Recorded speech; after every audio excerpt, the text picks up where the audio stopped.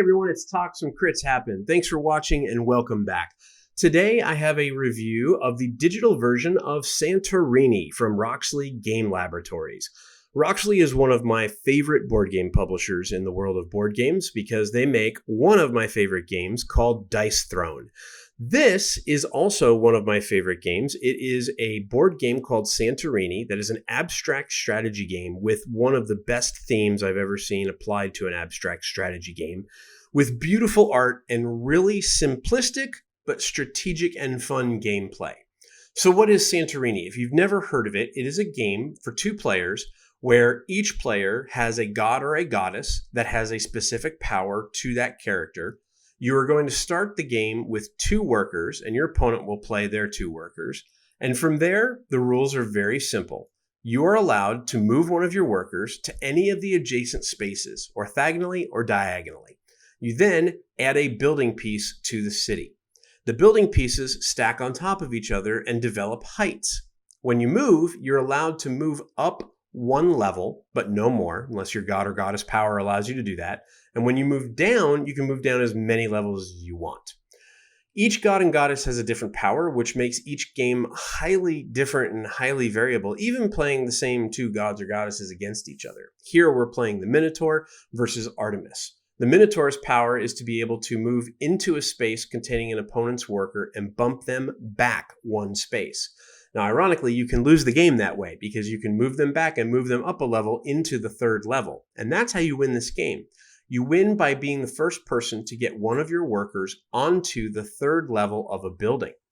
Now, that sounds real easy and it sounds real simple, but if you've seen the city of Santorini, it's not the case because the 3rd levels of every city can be adorned with a top 4th level and have a blue dome over it. The actual real-life city of Santorini is absolutely gorgeous. It's beautiful. It's on my list of places I have to go see before I die. And it is really captured fun and well in this game. Now, you may say to yourself, that sounds really cool and it sounds really easy. I can get into this, move a worker and place a new building and then be able to get to that 3rd level and win the game. But the high variability comes in how each of the gods and goddesses work.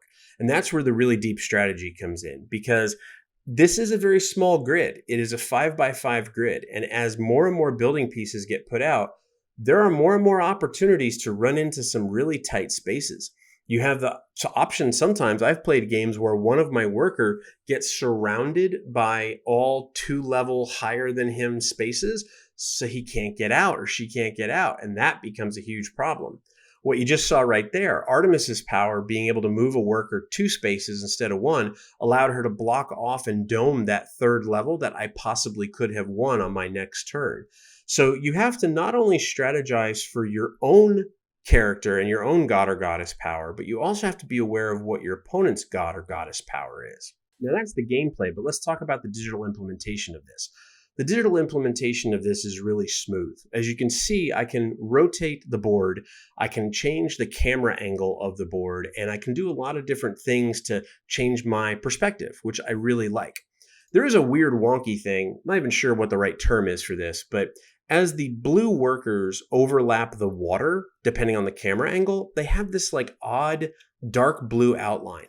And it's really interesting because the pieces and the building pieces look very digital, but the workers look like 3D miniatures. And it's a really great effect and it comes across really, really cool. But as you can see here, when you rotate at certain areas and you get those outlines, the outline looks a little wonky. But quite frankly, if that's like the biggest complaint or gripe, this app is doing extremely well for itself. And it really is. There's a lot of good value in this app. Now, you do have to pay for the app to download it. And then in addition to that, there are in-store packs that you can buy to unlock more gods and goddesses, which I think is really cool. A lot of people might gripe about that. A lot of people might say, oh, well, if I buy the app, I shouldn't have to buy more things in the app. And that's true in some cases, but in this case, I think the value that you get for the app is very good at the $4.99 price point that the app is.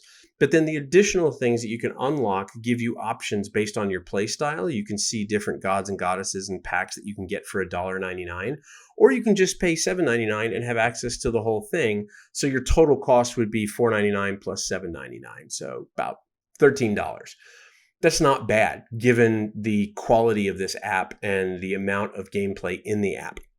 And that's not to mention that aside from a campaign mode, which is what we're playing here, there is also online play and there is local play. So you can play 2 players really quickly if you're like in a subway or traveling or on a plane or anything like that. Really simple to play 2 players local. Online, unfortunately, I wish I could give you a lot of information about online, but unfortunately I can't. The developer provided me a test code for the game and not a full downloadable code for the game, which is why you're not hearing any of the audio either. This was unable to record audio because it was a test code, which was a little weird and a little disappointing. I really had hoped to dig into a lot of things about the online play because I think online is where this game really has a chance to shine even more. There is some tutorials about online play. You can either create a basic match that you can give a code to a friend to join, or you can join public matches. There's also short videos that walk you through all the different options. And the videos are something to talk about because there's tutorial videos, which are really, really good. But the tutorial videos, for some reason, are linked to, I think, YouTube or Vimeo or something like that. Because when you're playing them, even if you've downloaded the app and everything, all the assets to it, there's still some delay depending on your internet connection. And you'll see that here as we kind of show you some of the stuff. Now, I was, again, unable to log in online and be able to play online. I have talked to some people who have done the online version of it, and they're very happy with it. They're able to find matches quickly. They're able to play matches quickly. That's all well and good. You can see here that the tutorial videos tend to kind of skip a little bit and slow down because at the time I had poor internet connection, I guess, when I was filming this. So that's a little bit of a drawback, but at the end of the day, it's not that bad. I was a little disappointed that all of the tutorials were only video and no text to be able to walk you through it. While this online one does, the others you'll see in a moment don't have text to it all the time. That was a little disappointing because I'm not always in a place where I have earbuds or headphones or have the ability to turn sound on. So it would have been nice to have some type of closed captioning or something to it. And you see here the God of the Week, or Goddess of the Week in this case. This is a really cool feature that I thought was extremely smart of Roxley to add in that there are videos to not only teach you about the game, but there are videos to teach you about the gods or goddesses. So here, Nemesis, the goddess of Retribution, at the end of your turn, if none of your opponent's workers are neighboring yours, you may force as many of your opponent's workers as possible to take the spaces you occupy and vice versa. So as long as you're not adjacent to another person, you can swap them, which is pretty cool. But the video here gives you strategies of how and when to do that. Now, again, the audio didn't record because unfortunately it was a test code. However, it will have audio when you are checking it out as well. So that's Santorini. What's my final thoughts? I think the game is great. I think it's well worth it as an app, and I think it's a wonderful thing to have on the go and take with you as you are traveling around or just playing at home. It's a wonderful game by a wonderful company, and I would highly recommend it. Would love to hear your thoughts, though. Have you played Santorini, both physical or digital, and what do you think? Leave a comment below. Of course, you can chime in on Facebook or Twitter or Instagram by searching @CritsHappen.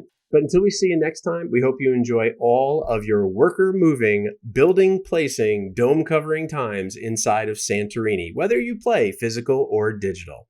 Thanks so much for watching. Keep rolling those dice, and we hope they're all crits.